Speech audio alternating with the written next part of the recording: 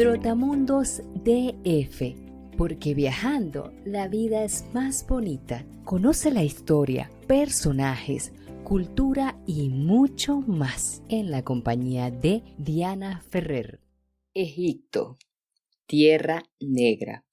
Respecto a su ubicación geográfica, tenemos que el antiguo Egipto se extendió durante más de 4.000 años en torno a un relevante río como lo es el río Nilo, en el continente africano, específicamente al norte de África. Sus límites fueron por el norte con el mar Mediterráneo, al sur con Nubia y Etiopía, al este con el Mar Rojo y al oeste con el desierto de la antigua Libia. En cuanto a su cronología, existió el periodo predinástico, considerado como un punto de partida, aunque allí hay muchos vacíos de información. Seguidamente surge el periodo protodinástico, con inicio oficial en el año 3300 antes de nuestra era. Otros historiadores por su parte apuntan que este inicio se dio en el 3100 y por supuesto que depende de la fuente que consultemos. Asimismo, se puntualiza que existió lo que fue el Bajo Egipto ubicado al sur y el Alto Egipto ubicado al norte. Ahora vamos a conocer lo que fueron los antecedentes del Egipto antiguo,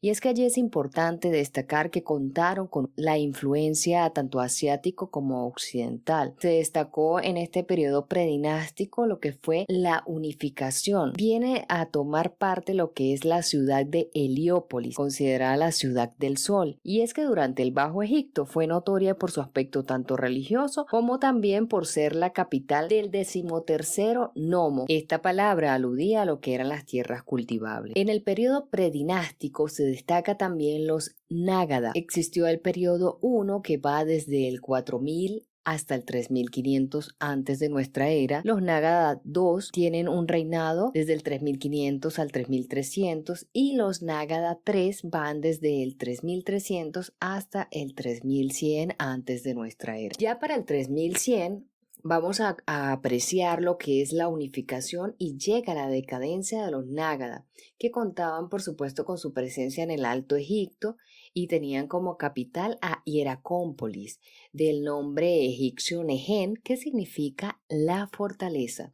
Vale mencionar también a Butok, que fue la capital del sexto nomo. Como lo dijimos, estas tierras eran importantes para el área de cultivo y conformaban lo que era el reino predinástico en el Bajo Egipto. Se puntualiza entonces que el imperio antiguo existió desde el 3100 antes de nuestra era hasta el 2200. Desde la primera hasta la 11ª dinastía es que se da este lapso o tiempo histórico. Estos territorios fueron unificados durante el mandato del rey Narmer, o también conocido como Menes, quien es considerado el primer faraón del antiguo Egipto y fundador de la primera dinastía, quien elige a Menfis como capital política. Fue la época de las pirámides, dirigida por la monarquía con estructura centralizada. Allí se destaca también la figura del segundo faraón, Sócer, el Magnífico, en honor a quien se construye la pirámide escalonada.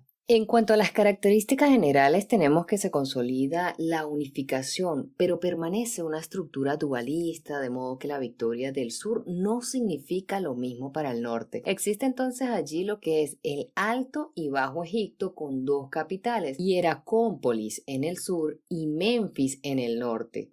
En este periodo, Egipto inventa la escritura, el calendario de 365 días, se unifica la organización del Nilo y la distribución de las tierras. Además, se juntan hasta cierto punto las creencias míticas. Ya el faraón es el centro de todo, es una especie de dios. Se deja además gran muestra del arte e ingeniería de manos de Imhotep, quien fue arquitecto, matemático, ingeniero, médico y astrónomo. Ahora bien, existe un dato curioso que puntualiza lo siguiente. Cuando la monarquía se debilitó, las pirámides de la realeza se dieron de volumen. Interesante reflexión que nos deja pensando qué tan cierto pudiera ser.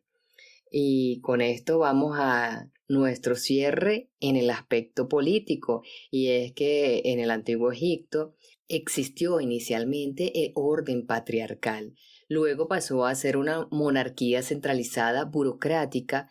El faraón era el gran dios. Le daban gran relevancia a la vida después de la muerte, la conservación del templo y se construían grandes tumbas para el faraón y sus allegados. Con el pasar de los años, la fortaleza unitaria de la realeza perdió su vigor, surgieron señores locales. Cambió la preponderancia del faraón, que pasó a ser el hijo del dios Sol. Ocurre la inminente crisis de la monarquía, su economía hidráulica y comercio exterior se ven seriamente afectados, se dan robos de tumbas y alto costo de los impuestos. Esto ha sido todo por hoy, pero nos vemos en nuestro próximo episodio. Allí conoceremos la historia del Imperio Medio y muchos aspectos más de la interesante civilización antigua como lo fue Egipto.